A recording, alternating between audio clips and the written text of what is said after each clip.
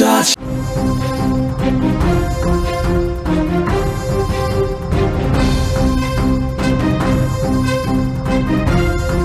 నేడు తెలంగాణ బంద్కు పిలుపునిచ్చాయి బీసీ సంఘాలు. బీసీ రిజర్వేషన్ల బిల్లు పైన అంటే జీవో పైన హైకోర్టు నిన్న స్టే విధించినటువంటి సంగతి మనకు తెలిసిందే.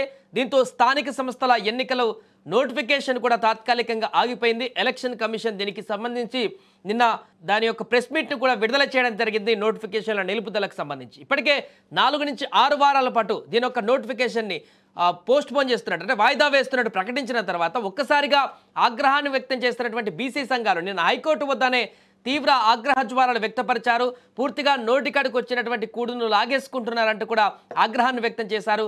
ఆర్ కృష్ణయ్య అదేవిధంగా తీన్మార్ మండలం లాంటి వాళ్ళు చాలామంది కూడా నిన్న ఈ యొక్క తీర్పు తర్వాత హైకోర్టు ఇచ్చినటువంటి ఈ యొక్క వాయిదా తర్వాత నోటిఫికేషన్ వాయిదా పడినటువంటి తర్వాత పూర్తి స్థాయిలో వారు ప్రభుత్వం పైన కొంత ఆగ్రహంతో ఉన్నారు. అదేవిధంగా ఇలాంటిది జరుగుతుందని చెప్పేసి ముందు కొన్ని సూచనలు చేశామంటూ కూడా చెప్తున్నారు. ఏదేమైనా కూడా ప్రస్తుతం ఈ నేపథ్యంలో పూర్తిగా రాష్ట్ర వ్యాప్తంగా ఉన్నటువంటి బీసీ సంఘాలు అయితే ఏకతాటిపైకి వచ్చేంత కనపడుతుంది.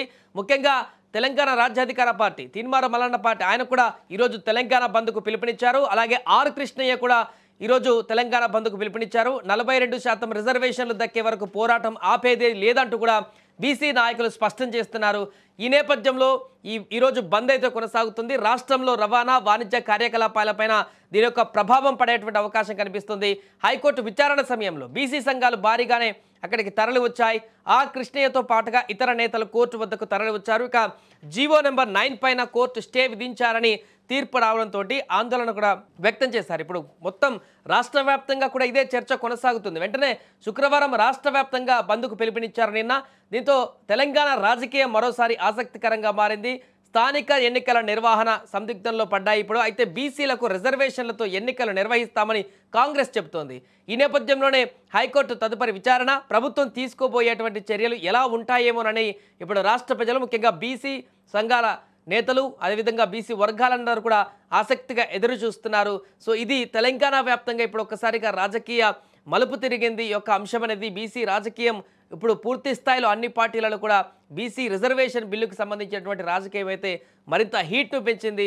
దీనికి ప్రభుత్వం ఎలాంటి ముందడుగు వేస్తుంది, ఏ రకంగా ముందుకు వెళుతుంది, ఎట్లా దీన్ని ముందుకు తీసుకువెళుతుంది అనేది చూడాల్సిన పరిస్థితి ఉంది. 3 మార్గాలు ఖచ్చితంగా కనిపిస్తున్నాయి. ఒకటి ఈ యొక్క వాయిదా పర్వం పూర్తయిపోయే వరకు కోర్టు గైడ్లైన్స్ ఇచ్చే వరకు వేచి చూడడం ఒకటి, అదేవిధంగా లేదంటే 2 గవర్నర్ల వద్ద బిల్లుని సంతకం చేయించేలాగా చేసి తర్వాత బిల్లును పాస్ చేసుకోవడం ఇంకొకటి, లేదా కేంద్ర ప్రభుత్వం దగ్గరికి వెళ్ళి అక్కడ కేంద్ర ప్రభుత్వంతో మాట్లాడి అక్కడ సంప్రదింపులు జరిపినటువంటి తర్వాత దీనికి సంబంధించి ఒక నిర్ణయం తీసుకునేటువంటి అవకాశం కనిపిస్తుంది.